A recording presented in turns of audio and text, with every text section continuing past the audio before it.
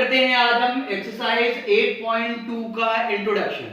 Exercise 8.2 में सबसे पहली जो दिक्कत है वो हमारी ट्रिग्नोमेट्रिक रेशियोज जो होते हैं उनकी वैल्यू याद करने के लिए, कुछ स्पेसिफिक एंगल की वैल्यू याद रखने के लिए। अच्छा, एक बात हम यहाँ पे बात कर लेते हैं कि सभी तरीके के एंगल, अभी हमें क्या है कि इंपॉर्टेंट है हमारे लिए कुछ स्पेसिफिक एंगल 0, 30, 45, 60 या 90 डिग्री। इनकी अगर वैल्यूज, अगर साइन 30 की वैल्यू साइन 45 पे क्या वैल्यू होगी, साइन 90 पे क्या वैल्यू होगी साइन की, इसी तरह cos 30 पे क्या वैल्यू होगी cos 45 पे। तो ये एक्सरसाइज जो है सिर्फ इसी पे डील होती है कि स्पेसिफिक ट्रिग्नोमेट्रिक रेशियोज जो है इनकी वैल्यू क्या क्या है। ठीक है, तो सबसे पहले हम यहाँ पे बात करते हैं।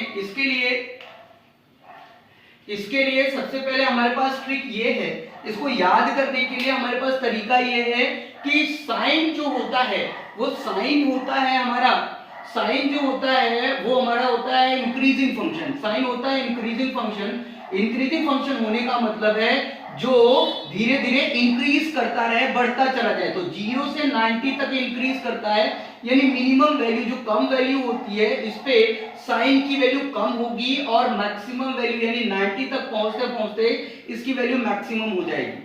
जबकि कॉस के बारे में ये उल्टा है। कॉस जो होता है स्टार्टिंग में मैक्सिमम होता है लेकिन लास्ट में 90 डिग्री पे जाते हैं जो इसकी वैल्यू मिनिमम हो जाती है। ठीक है, तो अब बात करते हैं साइन 0। इसका मतलब हुआ कि साइन 0 मिनिमम एंगल पे इसकी वैल्यू मिनिमम यानी 0 होगी और मैक्सिमम पे इसकी वैल्यू होगी 1।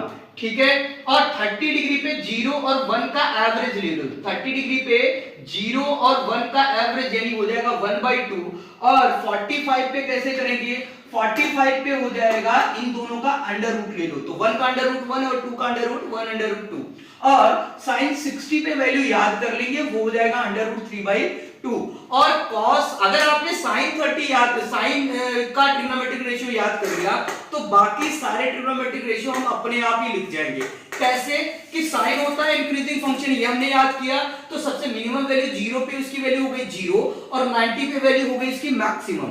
ठीक है, और साइन 30 पे जो है हमने क्या किया, इसका एवरेज ले लिया तो हो गया 1/2 और 45 पे इसकी वैल्यू हो गई इसका अंडर रूट। ठीक है, साइन 60 पे वैल्यू हमने याद कर ली अंडर रूट 3/2। अब कॉस होता है डिक्रीजिंग फंक्शन। अगर कॉस होता है डिक्रीजिंग फंक्शन तो इसका मतलब है कि मिनिमम वैल्यू 0 पे इसकी वैल्यू हो गई 1 और मैक्सिमम एंगल 90 पे इसकी वैल्यू हो गई 0।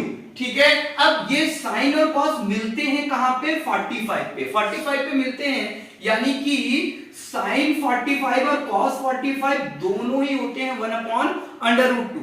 अब बच गए 2, 30 और 60। तो एक बात याद रखो, cos 30 की वैल्यू हो गई sin 60 और cos 60 की वैल्यू हो गई sin 30। आप ऐसे समझ सकते हैं कि ये डायगोनल का रिलेशनशिप है, या आप ऐसे समझ सकते हैं कि cos 30 की बात है तो 30 यहां पे तो 60 sin में, यानी 30 + 60 होता है 90। ठीक है, ठीक, साइन और cos हमें याद हो गया। साइन और cos हमें याद हो गया तो tan बिल्कुल आसानी से याद कर लेंगे। कैसे, साइन tan थीटा होता है sin theta upon cos theta, तो दोनों को डिवाइड करो, 0/1 कितना हो जाएगा 0। इसी तरह 1/2 अपॉन अंडर रूट 3/2, तो डिवाइड किया हमने, क्या आ जाएगा 1 upon under root 3। Similarly sin 45 और cos 45 दोनों बराबर बराबर है, डिवाइड करेंगे तो क्या आ जाएगा 1। ठीक, और sin 60 की वैल्यू, sin 60 अपॉन cos 60 कितना हो जाएगा अंडर रूट 3/2 और 1/2, डिवाइड किया आपने तो आंसर आ गया यहाँ पे अंडर रूट 3। और tan 90 की वैल्यू कितनी हो जाएगी, 90 की वैल्यू हो गई sin 1/0। 0 से किसी को डिवाइड करोगे तो आता है इंफिनिटी। 0 से किसी को डिवाइड करोगे, समझ लो यहाँ पे 0 में किसी से डिवाइड करोगे, 0 किसी भी नंबर से, 1 से, 2 से, 3 से, 0 में डिवाइड करोगे तो आंसर आएगा 0। लेकिन 0 से डिवाइड करोगे किसी को भी 0 से डिवाइड करेगा तो आंसर आएगा इंफिनिटी या एनडी, यानी कि नॉन डिटरमिनेट। ठीक है, नॉन डिफाइंड। तो यहां पे हो जाएगा 0 से डिवाइड करेंगे तो हो जाएगा नॉट डिफाइंड। ठीक, अब tan आ गया तो tan का उल्टा करेंगे तो मिल जाएगा cot। इसी तरीके से cosec निकालने के लिए sin का उल्टा करेंगे तो मिल जाएगा cosec। इसी तरीके से cos का उल्टा करेंगे तो मिल जाएगा sec। तो अब हमें याद हो गई है सारी वैल्यू, ठीक है। फिर से एक बार रिवाइज कर रहा हूं इस बात को कि साइन होता है इंक्रीजिंग फंक्शन, तो 0 पे इसकी वैल्यू 0 होगी, 90 पे इसकी वैल्यू 1 होगी, 45 पे 0 पे इसकी वैल्यू 0 होगी, 90 पे इसकी वैल्यू 1 होगी, और 30 डिग्री पे इसकी वैल्यू दोनों का एवरेज लेके मिलेगी।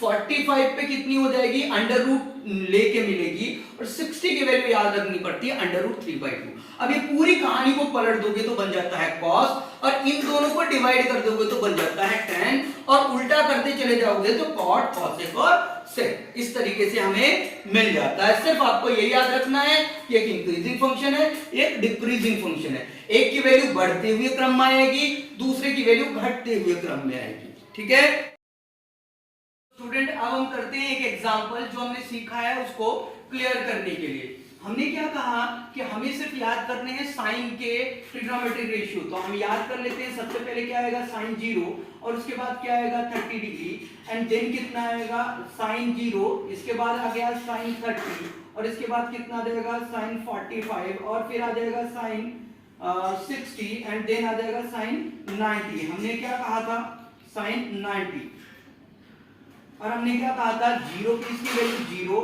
और 1 साइन 90 पे इसकी वैल्यू 1, 30 पे इन दोनों का एवरेज यानी 1/2 हो जाएगा, और 45 पे क्या करेंगे, इसका ले लेंगे अंडर रूट, और 60 पे याद रखना होगा और इसकी वैल्यू हो जाएगी अंडर रूट 3/2। ठीक, अब cos की बात हमने की थी, तो cos में उल्टा हो जाएगा, यानी साइन 0 पे जहां पे साइन की वैल्यू है वहां पे हमारा जो cos हो जाएगा वो हो जाएगा मैक्सिमम, cos हो जाएगा हमारा मैक्सिमम यानी 1, और जहां पे साइन है वहां पे cos 90 इसकी वैल्यू हो जाएगी हमारी मैक्सिमम, ये मिनिमम यानी कि इसकी वैल्यू 0। ठीक, तो अब sin 30 पे sin 30 और cos 30 की वैल्यू यहां पे हो जाएगी sin 60 के बराबर, यानी कि वैल्यू हो गई अंडर रूट 3/2, और sin 60 पे वैल्यू हो जाएगी cos की, sin 60 जिस तरह से है इसी तरह 60 डिग्री पे cos 60 की वैल्यू हो जाएगी, cos 60 की वैल्यू हो जाएगी sin 30 के बराबर, यानी कि 1/2। ठीक, तो cos 60 की वैल्यू कितनी होती है हमारी, cos 60 की वैल्यू sin 30 और sin 30 की वैल्यू होती है 1/2, तो कर दिया हमने 1/2 का स्क्वायर प्लस 3 sin 45 और cos 45 दोनों बराबर होते हैं। इस बात का हम ध्यान रखेंगे कि sin 45 और cos 45 बराबर होते हैं, और इनकी वैल्यू कितनी होती है, दोनों की ही वैल्यू sin 45 और cos 45 दोनों की ही वैल्यू कितनी होती है 1/√2। तो sin 45 की वैल्यू हो गई 1/√2 और कर दिया इसका स्क्वायर, क्योंकि यहाँ स्क्वायर है, और tan 45 क्या होगा, इन दोनों को डिवाइड करके मिलेगा, तो आंसर कितना आता है, tan 45 की वैल्यू होती है 1, तो 1 का स्क्वायर किया हमने। ठीक, अब 1/2 का स्क्वायर किया हमने, तो आंसर हो गया इसका 1 का स्क्वायर 1, और 2 का स्क्वायर कितना 4, और ये हो गया 3, 1 का स्क्वायर 1, और अंडर√2 का स्क्वायर कितना हो गया 2, और ये हो गया -1। क्लियर हुआ। ठीक, तो यहां से आंसर हो गया 1/4 प्लस हो गया ये 3/2 माइनस का 1। अब आसानी से इसको कैलकुलेशन को करने के लिए, कभी भी कैलकुलेशन को आसान करना हो तो आसान तरीका है, सबसे बड़े वाले का डिनोमिनेटर पकड़ो, कितना है 4, तो इसका भी डिनोमिनेटर कर देते हैं 4, तो नीचे किया हमने 2 से मल्टीप्लाई, ऊपर भी किया 2 से मल्टीप्लाई, नीचे किया 4 से मल्टीप्लाई, और ऊपर भी 4 से, तो कितना हो जाएगा ये 1/4 प्लस 6/4 माइनस 4/4। डिनोमिनेटर जब सबके सेम है तो जो आंसर आएगा उसका भी डिनोमिनेटर सेम हो जाएगा, तो ये आ गया 4, और ऊपर वाले को क्या करेंगे, एज इट इज साइन के साथ कर लिया हमने कॉपी, तो ये बन गया 1 + 6 7 में से 4 गया 3, और आंसर हो गया 3/4। ठीक है, तो इस तरीके से हम आसानी से कर सकते हैं